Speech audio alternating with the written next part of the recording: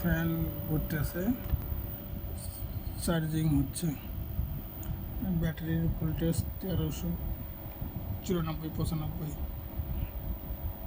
আপাতত কারেন্টে দিয়ে চার্জিং হচ্ছে। এখন আমার এখানে বোর্ডে কারেন্ট আছে, কারেন্টটা অফ করে দিলাম। দেওয়ার পর এখন ফ্যান ঘুরতেছে, ফ্যান বন্ধ হলো। লোডে দিলে ফ্যান চালু হবে।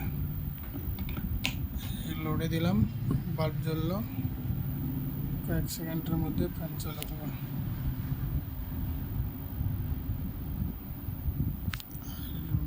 ব্যাটারির ভোল্টেজ কমতেছে আসতেছে, তার যেহেতু লোডে দেওয়া আছে তার জন্য ব্যাটারি চলতেছে, ব্যাটারিতে ইনভার্টার চলতেছে। এখন UPS mode on,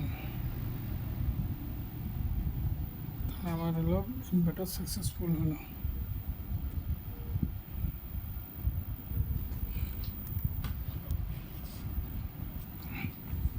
Microtek 24/7 HB 950, মানে এইচবি মানে হচ্ছে hybrid sign up, pure sign up. Lithium magnet battery দিয়ে টেস্ট করলাম, ব্যাটারি 205 এসে দাঁড়ালো। আবার ইলেকট্রিকের সাপ্লাই দিলাম, চার্জিং হচ্ছে।